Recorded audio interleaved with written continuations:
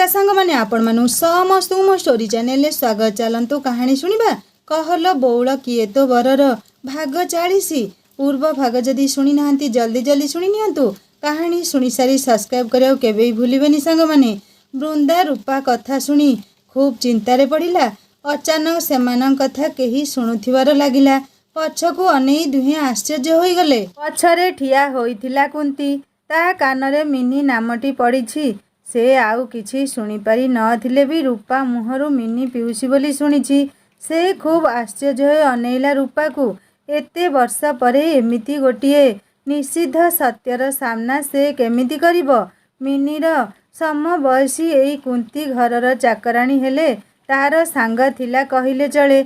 Mini आउ मानसर सबु संपर्कर लेखाजोखा कुंती को जणा थिला। एमिति कि सेदिन मानस आउ मिनीर बाहाघर बन दुर्गा मंदिर रे हेउथिबार साक्षी थिला एई कुंती।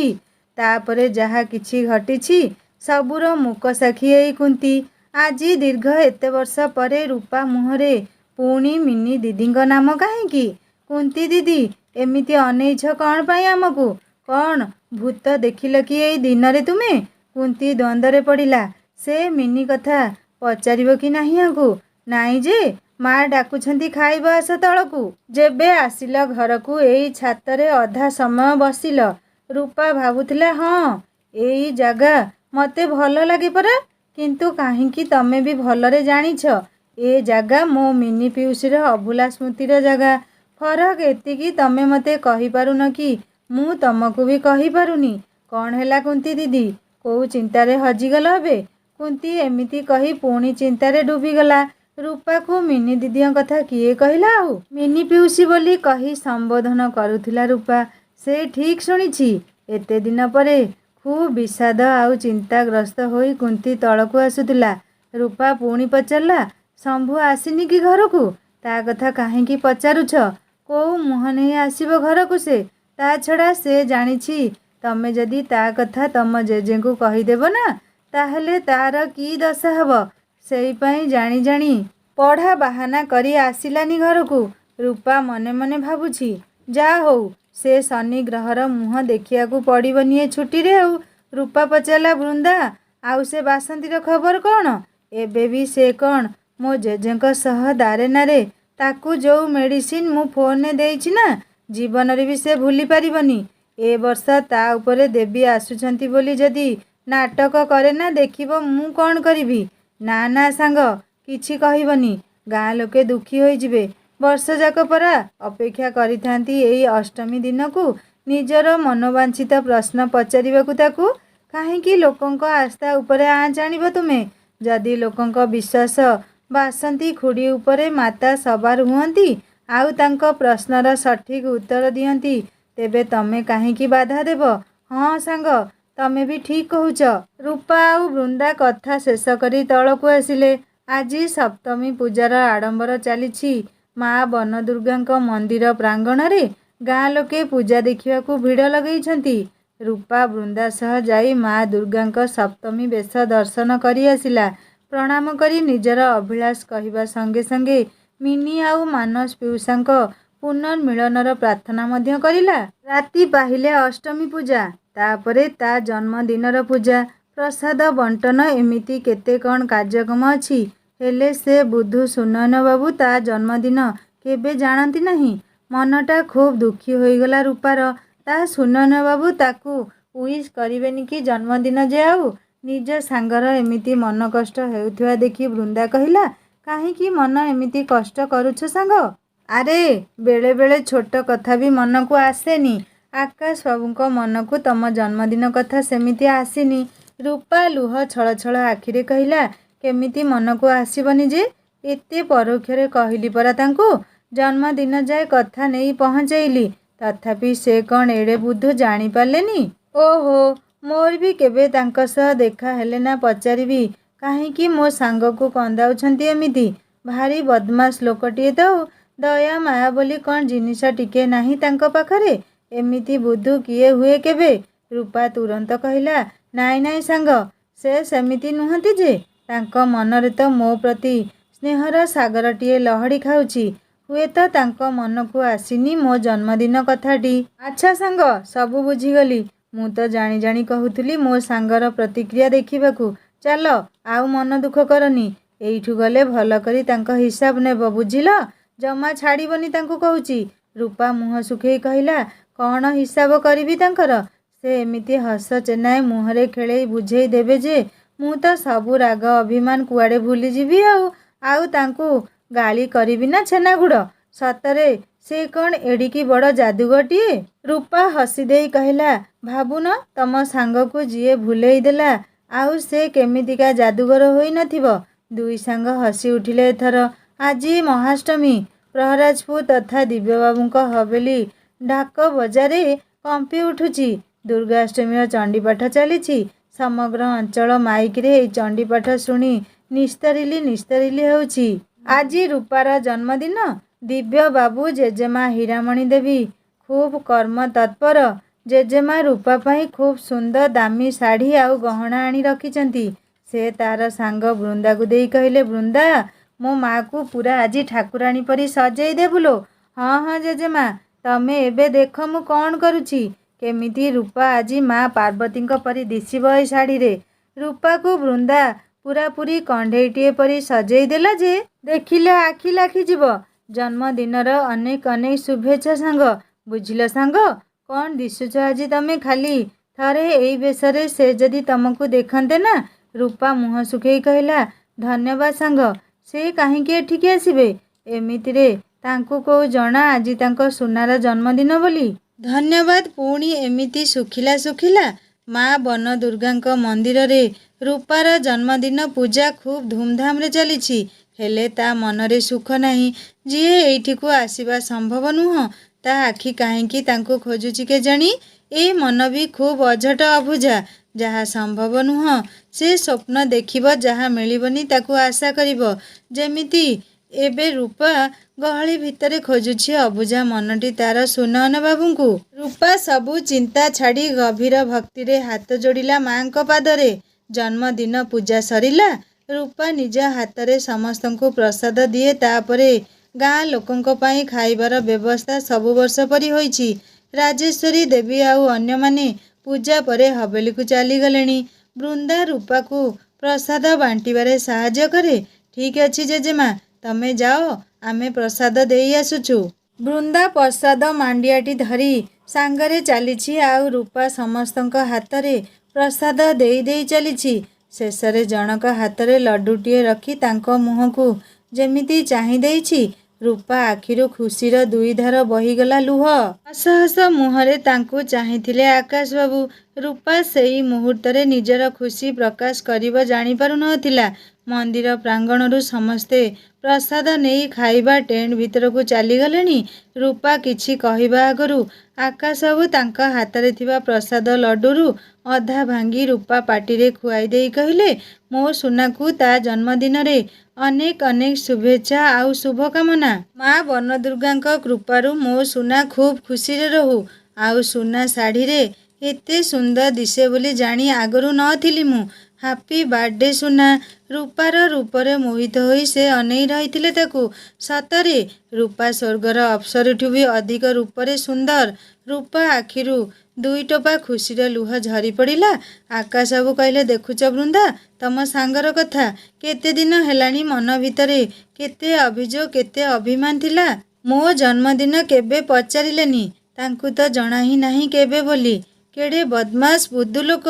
ଏତେ ଇନଡାଇରେକ୍ଟ କହିଲି, ଥରଟିଏ ପଚାରିଲେନି ସୁନା, ତମ ଜନ୍ମଦିନ କେବେ? ଆଉ ଯେମିତି ହେଉ ଜାଣିଲି କେବେ ବୋଲି, ଆଉ ଆସିଲି ସୁନାକୁ ଜନ୍ମଦିନ ୱିଶ୍ କରିବାକୁ। ଓଲଟା କେମିତି ଲୁହ ଗଡ଼ାଉଛି ଦେଖ ତାକୁ।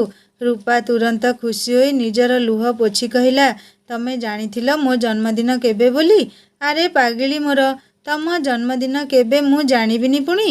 ବହୁତ ପୂର୍ବରୁ ଜାଣିଥିଲି। ତମେ କଟକ ଆସିବା ପୂର୍ବରୁ। ରୂପା ଅଭିମାନିଆ ସ୍ୱରରେ କହିଲା, ତାହେଲେ କହୁନଥିଲ କାହିଁକି? କହିଥିଲେ ଫୋନରେ କେମିତି ତମର ସେଇ ମନମତାଣିଆ କଥା ଶୁଣିଥାନ୍ତି କହିଲ। କ'ଣ କହିଥିଲ? ତମେ ଖାଲି ସ୍ପେଶାଲ ଡେରେ ଜନ୍ମ ହୋଇଛ, ଆଉ କେହି ବି ହେଇଥିବ। ସେଦିନ କେତେ ହସିଛି ମୁଁ ଫୋନ୍ କରୁ କରୁ ଜାଣିଛ? ବିଚାରି ମୋ ସୁନାଟା। ଆଚ୍ଛା, ମୋ ସହ ଏମିତି ମଜା କରୁଥିଲ ତାହେଲେ? ମୁଁ ହିଁ ବୁଦ୍ଧୁ। ଏପଟେ ମୁଁ ସେମିତି କହି ଚାଲିଥିଲି ଆଉ ତମେ ହସୁଥିଲ ସେପଟେ ଫୋନରେ। ବୃନ୍ଦା ନୀରବତା ଭାଙ୍ଗି କହିଲା, ଆପଣଙ୍କ ପାଇଁ ମୋ ସାଙ୍ଗ କେତେ କଷ୍ଟ ପାଇଲାଣି ଜାଣିଛନ୍ତି? କେତେ ଅଭିମାନ, କେତେ ଲୁହ ଗଡ଼େଇ ସାରିଲାଣି ସେ। ଆଉ ମୁଁ ଯେମିତି ଆପଣଙ୍କୁ ଗାଳି ଦେବା କଥା କହିଲି, କହିଲା ନାଇଁ ନାଇଁ ସେ ସେମିତି ନୁହଁ ଯେ। ଏଇ କଥାଟା କେମିତି ଜାଣିନାହାନ୍ତି କେଜାଣି? ଓ ସତରେ? ମୋ ସୁନା ଏଇ ପାଇଁ ଏତେ କଷ୍ଟ ପାଇଲାଣି ଆଉ ମୋତେ କାହାକୁ ଗାଳି କରିବାକୁ ବି ଦେବନି ସେ। ବୃନ୍ଦା ବ୍ୟସ୍ତ ହୋଇ କହିଲା, ସାଙ୍ଗ ଏଇଠି ଆଉ ଅଧିକ ସମୟ ଡେରି ପର୍ଯ୍ୟନ୍ତ ଠିଆ ହେବା ନିରାପଦ ନୁହଁ। ତୁମ ଜେଜେବାପା ନହେଲେ ଆଉ କିଏ ଦେଖିଲେ ପରିସ୍ଥିତି ସମ୍ଭାଳି ହେବନି ଆଉ। ରୂପା ଆଜିର ପରିସ୍ଥିତିକୁ ଆସିଲା। ବୃନ୍ଦା ଆକାଶ ବାବୁଙ୍କୁ କହିଲା, ଆପଣ ଯାଆନ୍ତୁ ମନ୍ଦିର ଭିତରେ ଠାକୁରାଣୀଙ୍କୁ ଦର୍ଶନ କରି ଆସନ୍ତୁ। ଆକାଶ ବାବୁ ରୂପାକୁ ଅନେଇଲେ। ସେ ଚାହୁଁଥିଲେ ରୂପା ସହ ଦୁହେଁ ମାଙ୍କ ଆଶୀର୍ବାଦ ନେବା ପାଇଁ। ହେଲେ ସବୁ ବୁଝିପାରି ବୃନ୍ଦା କହିଲା, ସେ ଯିବନି ଆପଣଙ୍କ ସହ ଏବେ। ଆଜି ଆପଣ ଏକୁଟିଆ ଦର୍ଶନ କରି ନିଅନ୍ତୁ। ସମୟ ଆସିଲେ ରୂପା ସହ ବି ଆପଣ ଦର୍ଶନ କରିବେ। ହେଲେ ଏବେ ନୁହଁ। ଆପଣ କିଛି ଜାଣିନାହାନ୍ତି ଏଠିକାର କଥା। ରୂପା ନୀରବ ରହି ବୃନ୍ଦା କଥାକୁ ସମର୍ଥନ ଜଣେଇଲା। ରୂପା ଜାଣିଛି ତା ପରିବାର କଥା। ସେ କେମିତି ବୁଝେଇବ? ଏବେ ଯଦି ପୂଜାରୀ ନନା ତାକୁ ତାଙ୍କ ସହ ଦେଖିନିଏ ନା, ଆଉ ସବୁ ସ୍ୱପ୍ନ ମଉଳିଯିବ। ଜେଜେ ସେଦିନ ପରି ଆକାଶ ବାବୁଙ୍କୁ ବି ଗୁଳି ନ ମାରିଦେବେ କିଏ କହିଲା? ଆକାଶ ବାବୁ ଏକୁଟିଆ ଯାଇ ମନ୍ଦିର ଭିତରେ ମା ଦୁର୍ଗାଙ୍କ ଦର୍ଶନ କରିଲେ। ବୃନ୍ଦା କହିଲା, ସାଙ୍ଗ ମୋ ମା ଆଉ ବାପା ଆକାଶ ବାବୁଙ୍କୁ ଚିହ୍ନିଛନ୍ତି। ତେଣୁ ସେ ଏଇଠି ଅଧିକ ସମୟ ରହିବା ଠିକ୍ ହେବନି। ତାହେଲେ କୋଉଠି କଥା ହେବି ତାଙ୍କ ସହ କହିଲ? 2 ମାସ ହେଲାଣି କିଛି ଦେଖା ହେଇନି କି କଥା ବି ହେଇନି ମୁଁ ତାଙ୍କ ସହ। ବହୁତ କିଛି ଗପିବାର ଅଛି ତାଙ୍କ ସହିତ। ବୃନ୍ଦା କହିଲା, ଶୁଣ ମୁଁ ତାଙ୍କୁ ହବେଲି ପଛପଟେ କାଶତଣ୍ଡି ବନ ପାଖକୁ ନେଇଯାଉଛି। ତମେ ହବେଲି ଯାଇ ଜେଜେମାଙ୍କୁ କହି ଆସ ତମେ ମୋ ସହ ସେଇ କାଶତଣ୍ଡି ଫୁଲ ବନ ଭିତରେ ବସିବ ବୋଲି। ଆକାଶ ବାବୁଙ୍କୁ ନେଇ ବୃନ୍ଦା ହବେଲି ପଛକୁ ପଳେଇଲା। ରୂପା ମନ ଭିତରେ ଖୁସିର ଜୁଆର ଯେମିତି ଲହଡ଼ି ଭାଙ୍ଗୁଛି। ସତରେ କେଡ଼େ ବଦମାସ ଏଇ ସୁନୟନ ବାବୁ। ତାକୁ ଅଯଥାରେ ହଇରାଣ କଲେ। ସେ କେତେ ଦୁଃଖୀ ନ ହେଲା ସତେ। ହବେଲିରେ ପଶୁ ପଶୁ କୁନ୍ତୀ ରୂପାକୁ ଖୁସି ଥିବା ଦେଖି ଭାବୁଛି, କି ଅଦ୍ଭୁତ ଏଇ ଝିଅ ରୂପା। ଆଉ ଟିକିଏ ଆଗରୁ ମୁହଁ ଫୁଲେଇଥିଲା ଆଉ ଏବେ ଏକଦମ ଖୁସ୍। ବିଲକୁଲ ତା ପିଉସୀ ମିନି ପରି ତ ଆଉ। ପୁଣି ନିଜ ଗାଲରେ ମାରି ହେଇ କହିଲା, ନା ନା ନା ନା ମା ଠାକୁରାଣୀ ମିନି ଦିଦିଙ୍କ ପରି ଦୁଃଖ କାହାକୁ ଦେବେନି। ହେ ମା ବନ ଦୁର୍ଗା ତତେ କୋଟି କୋଟି ଜୁହାର ଲୋ ମା। ମିନି ଦିଦି ଭଳି କାହାକୁ ଏମିତି ଦୁଃଖ ନ ଦେଉ ଯେମିତି। ଯୋଉ ଦୁର୍ଭାଗ୍ୟ ତୁମେ ମିନି ଦିଦିଙ୍କ କପାଳରେ ଲେଖିଛ ସେମିତି ଆଉ କାହା ଭାଗ୍ୟରେ ନ ଲେଖିବ ଯେମିତି। ଆଉ ଆମ ରୂପା ଭାଗ୍ୟରେ ତ ଆଦୌ ନୁହଁ। ରୂପା ଭାବୁଛି ଆକାଶ ବାବୁ ନିଶ୍ଚୟ କେତେବେଳୁ ବାହାରି ଆସିଲେଣି। କିଛି ତ ଖାଇ ନଥିବେ। ତାଙ୍କ ଖାଇବା ନେଇ ଯିବାକୁ ପଡ଼ିବ। କେତେବେଳୁ ବାହାରି ଆସିଲେଣି କେଜାଣି। କଟକରୁ କେମିତି ଆସିଲେ ବି ପଚାରି ପାରିଲିନି। ଜେଜେମା ରୂପାକୁ ଦେଖି କହିଲେ, ଆଲୋ ମା କ'ଣ ଖାଇଦେ ଏବେ? ଅଷ୍ଟମୀ ପାଳନା କରିବୁନି କି? ତତେ ଭୋକ ହେଉନି ମା? ରୂପାକୁ ସୁବିଧା ମିଳିଗଲା। ସେ କହିଲା, ଜେଜେମା ମୁଁ ଆଉ ବୃନ୍ଦା କାଶତଣ୍ଡି ଫୁଲ ବନରେ ବସିବୁ ଏବେ। ବହୁ ଦିନରୁ ଗପ ହୋଇନି ତା ସହ ତ। ସେଇଠି ଆମେ ଦୁହେଁ ଏବେ ବସିବୁ। ମୁଁ ଟିଫିନରେ ନେଇଯାଉଛି। ସେଇଠି ଖାଇଦେବୁ ଆଉ ଗପିବୁ। ଆମକୁ ଡାକିବନି ଏବେ। ଏତିକି କହି ରୂପା ଟିଫିନରେ ସବୁ ପ୍ରକାର ଆଜିର ଜମିଦାର ଘରର ପ୍ରସିଦ୍ଧ ପ୍ରସାଦ ଆଉ କିଛି ସାଥିରେ ଖାଇବା ଜିନିଷ ପେକ୍ କରି ପକେଇଲା। ରୂପା ହବେଲି ପଛରେ କାଶତଣ୍ଡି ଫୁଲ ବନରେ ପହଞ୍ଚି ବୃନ୍ଦାକୁ ପଚାରିଲା, ସେ କୁଆଡ଼େ ଗଲେ? ସେ ତ କେତେବେଳୁ ଫେରିଗଲେଣି। କ'ଣ ମୋତେ ଦେଖା ନ କରି ଚାଲିଗଲେ କେମିତି ଯେ? ସେ ଖାଇ ବି ନଥିବେ। ଉପାସ ଆସିଥିଲେ ସେମିତି ଫେରିଗଲେ। ଟିଫିନ ଦେଖେଇ କହିଲା, ତାଙ୍କ ପାଇଁ ଖାଇବା ଆଣିଥିଲି। ମୁଁ ବି ଆଉ ଖାଇବିନି କିଛି ଆଜି ଆଉ। ମୋତେ ଦେଖା ନ କରି କାହିଁକି ଚାଲିଗଲେ? କେମିତିକା ପିଲା କେଜାଣି? ଆଉ 10 ମିନିଟ୍ ରହିଯାଇଥିଲେ କ'ଣ ଅସୁବିଧା ହୋଇଯାଇଥାନ୍ତା? ବୃନ୍ଦା କହିଲା, ମୁଁ ବି କେତେ କହିଲି ଆଉ 5 ମିନିଟ୍ ରହିଯାଆନ୍ତୁ ରୂପା ଆସିଯିବ। ହେଲେ ସେ ଶୁଣିଲେନି। ରୂପା ଆଖିରୁ ଲୁହ ପୋଛିଲା। ବୃନ୍ଦା ପୁଣି ଥରେ କହିଲା, ସେ କହିଲେ ମୋତେ ଭୋକ ହେଲାଣି ଆସୁଛି। କହିଦେବ ତମ ସାଙ୍ଗକୁ। ହଉ ସେ ଯାଆନ୍ତୁ। ତମ ଉପହାର ଆଜି ଏଇ ପୁରା କାଶତଣ୍ଡି ଫୁଲବନ ମୋ ତରଫରୁ। ରୂପା ଆଖିରେ ପୁଣି ଲୁହ ଢଳ ଢଳ ହେଲା। ସେ କହିଲା, ଚାଲ ଏଇଠୁ ତାହେଲେ ସାଙ୍ଗ। ମୋତେ କିଛି ଆଉ ଜମା ବି ଭଲ ଲାଗୁନି। ଶୋଇବି ଟିକିଏ ମୁଁ। ମୁଣ୍ଡ ବିନ୍ଧା ଆରମ୍ଭ ହେଉଛି ବୋଧହୁଏ। ରୂପା ଯିବାକୁ ବାହାରିଲା। ପଛରୁ ରୂପାର ହାତଟି ଟାଣି ଧରିଥିଲେ ଆକାଶ ବାବୁ। ଦୁଷ୍ଟାମୀର ହସ ଚେନାଏ ମୁହଁରେ ଖେଳେଇ କହିଲେ, ଏଇ କୁଆଡ଼େ ଯାଉଛ? ମୋତେ ଏମିତି ଉପାସ ଛାଡ଼ି ଚାଲିଯିବ ନା କ'ଣ? ମୋ ସୁନା ହାତରୁ ଖାଇବା ନ ଖାଇ ଉପାସ କେମିତି ଚାଲିଯିବି ଯେ ମୁଁ? ରୂପା ସେମିତି ଲୁହ ଭିଜା କଣ୍ଠରେ କହିଲା, ତମେ ଦୁଇ ଜଣ ଖୁବ୍ ବଦମାସ ହେଲଣି। ମୋ ସହ ଏମିତି ମଜା କରି ମୋତେ ହଇରାଣ କରୁଛ ନାହିଁ? ପୁଣି ଆଜି ପରି ଦିନରେ ମୋତେ କନ୍ଦେଇବାକୁ ଭଲ ଲାଗୁଛି ଦୁହିଁକୁ ନା? ବୃନ୍ଦା ହସି ଦେଇ କହିଲା, ମୋର କ'ଣ ଦୋଷ ଏଥିରେ? ତମ ଡାକ୍ତର ବାବୁ ଯେମିତି କହିବାକୁ କହିଲେ ମୁଁ ସେମିତି କହିଲି। ଆଚ୍ଛା, ତମେ ମୋ ସାଙ୍ଗ ନା ତାଙ୍କ ସାଙ୍ଗ? ତାଙ୍କ କଥା ଆଉ କ'ଣ କହିବି ଯେ? ତାଙ୍କୁ ତ ମୋ ଆଖିରେ ଲୁହ ଦେଖିଲେ ଭଲ ଲାଗେ ବୋଧହୁଏ। ଆକାଶ ବାବୁ ରୂପା ଆଖିରୁ ଲୁହତକ ପୋଛି ଦେଇ କହିଲେ, ବୁଝିଲ ବୃନ୍ଦା, ତମ ସାଙ୍ଗ ଆଉ ଏଇ ମୋ ସୁନା ଏକଦମ ପାଗଳିଟିଏ ତ ଆଉ। କ'ଣ କହିବି ଆଉ ବାୟାଣୀଟିଏକୁ। ଏତିକି କହି ଆକାଶ ବାବୁ ଗୁଚ୍ଛାଏ କାଶତଣ୍ଡି ଫୁଲ ଛିଣ୍ଡେଇ ରୂପାର ମୁଣ୍ଡରେ ଘୋଷିଦେଲେ। ଆଉ ତା ମୁହଁକୁ ଅନେଇ ରହିଲେ ଏକଲୟରେ। ତାଙ୍କ ରୂପା ସତରେ ଖୁବ୍ ସୁନ୍ଦର, ଆଉ ତା'ଠାରୁ ତା ମନ ଆହୁରି ସୁନ୍ଦର। ଆଉ ହୃଦୟ ତ ତୁଳନା ନାହିଁ। ବୃନ୍ଦା ତୁରନ୍ତ କହିଲା, ସାଙ୍ଗ ଟିଫିନ୍ ଖୋଲ, ନିଜେ ଖାଅ, ନହେଲେ ମୁଣ୍ଡ ବିନ୍ଧା ଆରମ୍ଭ ହୋଇଯିବ। ଆଉ ତମ ଡାକ୍ତର ବାବୁଙ୍କୁ ଦିଅ ଖାଇବାକୁ, ନହେଲେ ସେ ତମକୁ ଦେଖି ଦେଖି ଭୋକରେ ବାରିପଦା ଫେରିଯିବେ ଯେ। ଆଉ ଯଦି କିଛି ବଳିବ ତ ମୋତେ ଦେବ। ମୁଁ ବି ବ୍ରତ କରିଛି ବୋଲି ଭୁଲି ଯିବନି ଯେମିତି। ଆକାଶ ବାବୁ ମନେ ପଡ଼ିଲା, ହଁ ରୂପାର ମାଇଗ୍ରେନ୍ ଅଛି। ବେଶୀ ଡେରି ହେଲେ ଖାଇବା ମୁଣ୍ଡବିନ୍ଧା ବାହାରି ପଡ଼ିବ। ରୂପା ଟିଫିନ୍ ଖୋଲିଲା। ଆକାଶ ବାବୁ କହିଲେ, ଆଉ ତମ ହବେଲିରେ କିଛି ଖାଦ୍ୟ ବାକି ରହିଯାଇ ନାହିଁ ତ? ତାକୁ ବି ନେଇ ଆସିଥାନ୍ତ। ରୂପା ରାଗିଯାଇ କହିଲା, ତମେ କ'ଣ ପାଇଁ ଉପବାସ କରିଛ ଆଜି? ତମେ କ'ଣ ପାଇଁ କରୁଛ ଦୁର୍ଗାଙ୍କ ବ୍ରତ? ଜାଣିନ କି? ମୋ ଜେଜେମା କହନ୍ତି, ମା ପାର୍ବତୀଙ୍କୁ ପୂଜି ରୁକ୍ମଣୀ ଶ୍ରୀକୃଷ୍ଣଙ୍କୁ ପାଇଲେ। ମୁଁ ବି ମୋର ବରକୁ। କ'ଣ ତମର? ବୁଝିଲ ବୃନ୍ଦା, ତମ ସାଙ୍ଗ ଖୁବ୍ ବଦମାସ। ଏମିତି ଅଧା କହି ରଖିଦେବ କଥା ସବୁବେଳେ। ଛାଡ଼ ସେ କଥା। ମୁଁ ଉପବାସ ନ କରିଥିଲେ ତମେ କ'ଣ ଏମିତି ଆଦରରେ ଖୁଆଇଥାନ୍ତ? ତା ଛଡ଼ା ମୋ ସୁନାର ଉପବାସ ତ ମୁଁ ବି କରିଛି। ରୂପା ହସି ଦେଇ କହିଲା, ତମେ କାହାକୁ ପାଇବାକୁ ବ୍ରତ କରିଛ ଯେ? ଏତିକି କହି ସେ ତାଙ୍କ ମୁହଁରେ ମିଠାଇ ଫଳ ଖୁଆଇ ଦେଲା। ଆଉ ଆକାଶ ବାବୁ ରୂପାକୁ ଏକଲରେ ଅନେଇ ତା ପାଟିରେ ଖୁଆଇ ଦେଉ ଦେଉ କହିଲେ, ବହୁ ଦୁଷ୍ଟ ଝିଅ ତମେ ସୁନା। ଏବେ ଆକାଶ ବାବୁ ଆଖି ଫେରେଇ ଆଣିଲେ ହବେଲି ଆଉ ତା ଚାରିପଟେ। ସତରେ ରୂପା ତ ଜଣେ ରାଜକୁମାରୀ କହିଲେ ଭୁଲ ହେବନି। ସେ ରୂପା ମୁହଁକୁ ଅନେଇଲେ। ତା ଗଭାରେ ଖୋସିଥିବା କାଶତଣ୍ଡି ଫୁଲ ଖୁବ୍ ସୁନ୍ଦର ଦିଶୁଛି। ସେ ତା ମୁହଁକୁ ଅନେଇ ଅନେଇ ହସୁଥିଲେ। ଏଇ ଏମିତି କ'ଣ ପାଇଁ ହସୁଛ ଯେ? ମୁଁ କ'ଣ ଭଲ ଦେଖାଯାଉନି? ସେ ରୂପାକୁ ଚିଡ଼େଇବାକୁ ଯାଇ କହିଲେ, ହଁ ଯେମିତି ଜଙ୍ଗଲୀ କନ୍ୟାଟିଏ ତ ଆଉ। ତା ମାନେ ମୁଁ କ'ଣ ସେଇ ମହୁଆ ଭଳି ଦେଖାଯାଉଛି? ଆକାଶ ବାବୁ ଚମକି ପଡ଼ିଲେ। ଭାବୁଥିଲେ ରୂପା ତାହେଲେ ସେଇ ମହୁଆ କଥା ଭୁଲିନି। ସେ ହସି ଦେଇ କହିଲେ, କିଏ ମହୁଆ ମ? ମୋର ତ କିଛି ମନେ ନାହିଁ। ହେଲେ ଏତିକି ଜାଣିଛି, ମୋ ସୁନା ତ ଏ ଦୁନିଆର ସବୁଠୁ ସୁନ୍ଦର। ରୂପରେ ରୂପା ଆଉ ସୁନାଠାରୁ ଆହୁରି ସୁନ୍ଦର ମନ ସୁନା। କିଏ ଦ୍ୱିତୀୟ ଆଉ ନାହିଁ ତା ଭଳି। ଦେଖୁଛ ବୃନ୍ଦା, କେତେ ମିଛ ପ୍ରଶଂସା କରୁଛନ୍ତି ମୋର। ବୃନ୍ଦା ହସି ଦେଇ କହିଲା, ମୋତେ କାହିଁକି ତମ ଭିତରକୁ ଟାଣୁଛ ସାଙ୍ଗ? ହଁ ମୁଁ ଏତିକି ଜାଣିଛି, ମୋ ସାଙ୍ଗ ଅଦ୍ୱିତୀୟ। ଆକାଶ ବାବୁ ପକେଟ ଭିତରୁ ବାହାର କଲେ ଛୋଟ ଏବଂ ସୁନ୍ଦର ଚେନ୍ଟିଏ। ରୂପାର ଗଳାରେ ପିନ୍ଧେଇ ଦେଇ କହିଲେ, ସୁନା ଏଇଟା ତମ ଜନ୍ମଦିନ ପାଇଁ ବହୁ ଦିନରୁ କିଣିଥିଲି। ରୂପା ଆଖିରେ ଲୁହ ଆସିଲା। ସେ କେବେଠୁ ତା ଜନ୍ମଦିନ ଜାଣି ତା ପାଇଁ ଗିଫ୍ଟ କିଣି ରଖିଛନ୍ତି, ଅଥଚ ସେ ତାଙ୍କୁ ମନେ ମନେ କେତେ ଗାଳି କରି ସାରିଲାଣି। ଛି, ସେ ନିଜେ ଗୋଟିଏ ବୁଦ୍ଧୁ। ତା ଆଖିରେ ଲୁହ ଦେଖି ଆକାଶ ଲୁହତକ ପୋଛି ଦେଇ କହିଲେ, ବାସ୍ ବାସ୍ ସେତିକି ଥାଉ। ଏମିତି ଟିକେ ଟିକେ କଥାରେ ଆଖିରେ ଲୁହ କ'ଣ ପାଇଁ ଆଣୁଛ? ବୃନ୍ଦା, ତମର ଏଇଠି ପୋଖରୀରେ ପାଣି ନିଶ୍ଚୟ ଲୁଣିଆ ହୋଇଥିବ।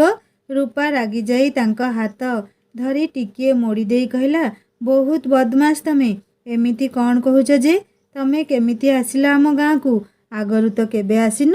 ରାସ୍ତା କେମିତି ଜାଣିଲ ଆଉ ଆସିଛ କେମିତି କଟକରୁ ଏତେ ବାଟ ଯେ? ଆକାଶ ବାବୁ ହସିଦେଲେ। କେମିତି ରାସ୍ତା ଜାଣିଲି ସେଇଟା ବାରିପଦା ଗଲେ କହିବି। ଏବେ ମୁଁ ବାଇକ୍ ନେଇ ଆସିଛି। ରୂପା ଟିକେ ବଡ଼ ପାଟିରେ କହିଲା, ତମେ ଏତେ ଦୂର ବାଇକ୍ରେ ଆସିଛ? ହେ ଭଗବାନ, କ'ଣ କହିବି ତମକୁ? ପୁଣି ଅଖିଆ ଅପିଆ। ଆରେ ବାବା, ବାରିପଦାରୁ ଆସିଛି, କଟକରୁ ନୁହଁ। ଆଉ କେଇ ଘଣ୍ଟା ନ ଖାଇଲେ କ'ଣ ହେଇଯିବ? ତମେ ତ ସେଦିନ କହିଥିଲ ଦୁର୍ଗାପୂଜା ଛୁଟିରେ ଘରକୁ ଆସିବନି ବୋଲି କଟକରେ ରହିବ। ପୁଣି ବାରିପଦାରେ କେମିତି?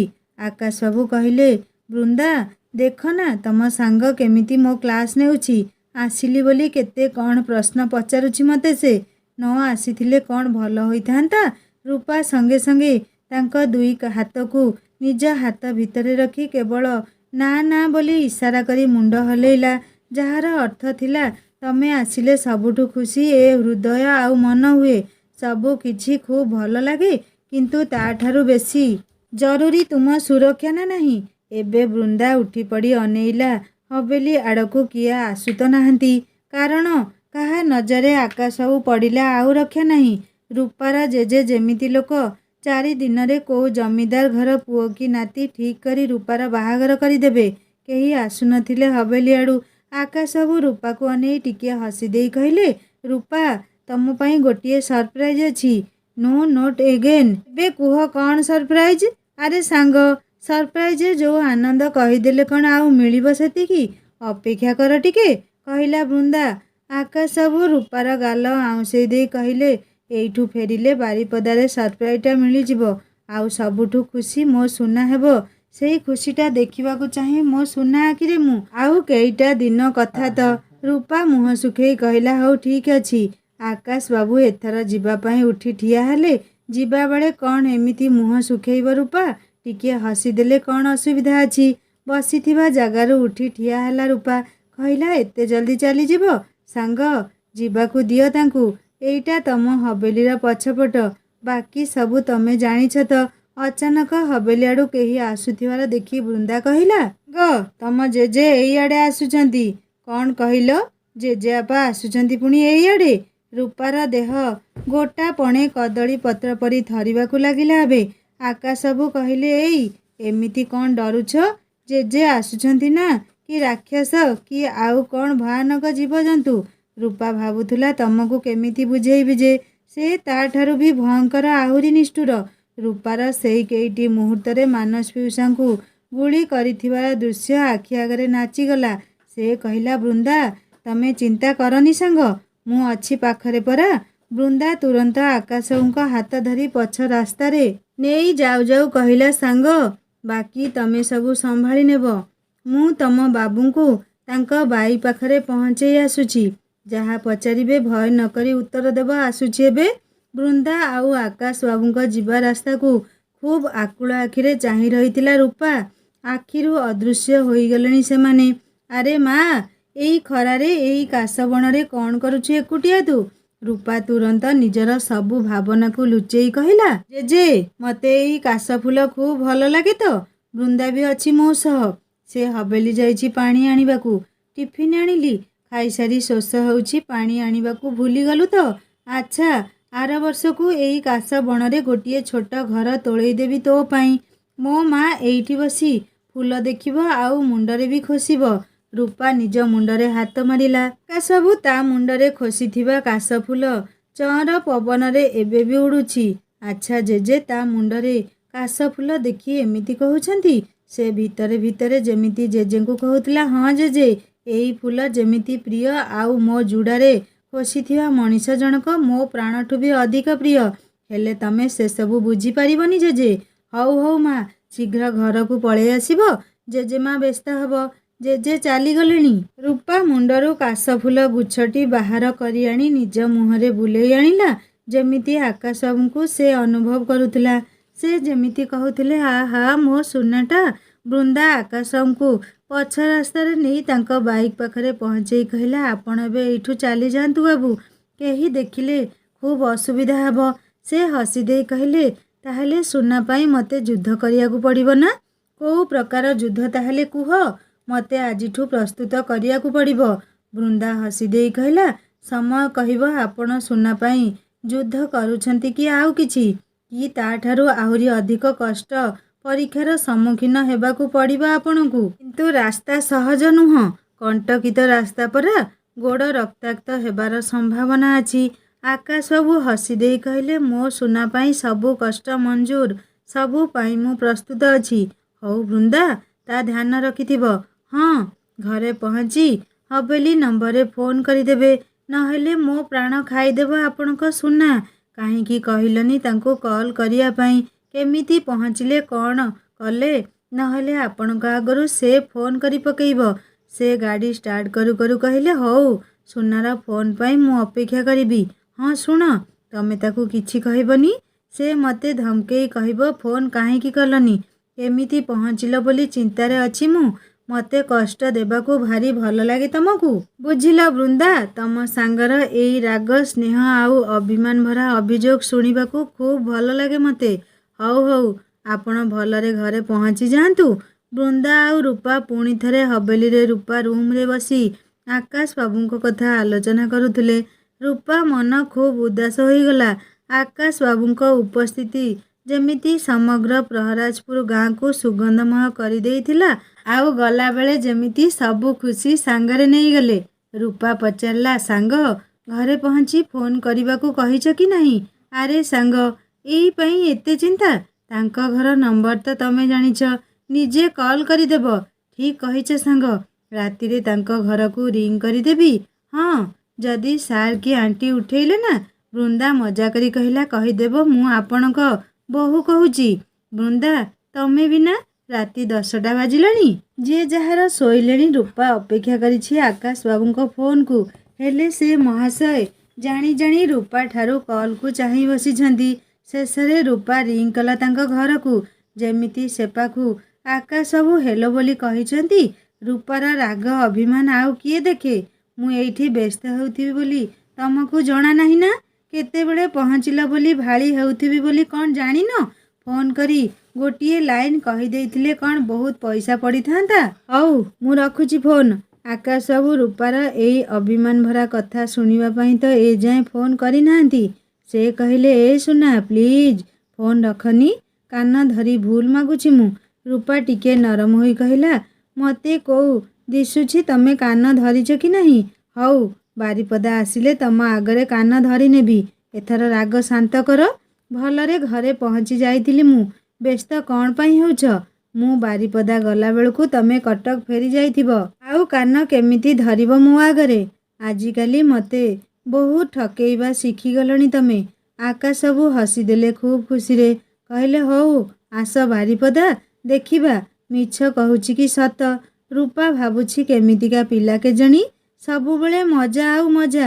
ପଛରେ ଠିଆ ହୋଇଥିଲା କେହି ଜଣେ। ସାଙ୍ଗମାନେ, ରୂପା ପଛରେ ପୁଣି କିଏ ଠିଆ ହୋଇଥିଲା? ରୂପା ଓ ଆକାଶର କଥାକୁ ଲୁଚି ଲୁଚି ଶୁଣୁଥିଲା। ଶୁଣିବା ନେକ୍ସଟ ପାର୍ଟରେ। କାହାଣୀ କେମିତି ଲାଗିଲା ମୋତେ କମେଣ୍ଟ କରି ଜଣାଇବେ। ଆଉ ଯଦି ଭଲ ଲାଗିଥାଏ ସବସ୍କ୍ରାଇବ୍ କରି ବେଲ୍ ଆଇକନ୍ ଦବାଇ ଦେବେ। ଲାଇକ୍ କରିବେ, ହାଇପ୍ କରିବେ, ସାଙ୍ଗମାନଙ୍କ ସହିତ ସେୟାର କରିବେ। ହିନ୍ଦୀ ଷ୍ଟୋରି ଚ୍ୟାନେଲରେ ବହୁତ ସୁନ୍ଦର କାହାଣୀଟିଏ, ମ୍ୟାରେଜ ୱିଥ୍ ଲଭ୍ ଷ୍ଟୋରିଟିଏ ପାର୍ଟ ବାଇ ପାର୍ଟ ଅପଲୋଡ଼ କରିଚାଲିଛି ସାଙ୍ଗମାନେ। କାହାଣୀ ଶୁଣନ୍ତୁ, ସବସ୍କ୍ରାଇବ୍ ନିହାତି କରିବେ। ରହୁଛି, ନମସ୍କାର, ଜୟ ଜଗନ୍ନାଥ।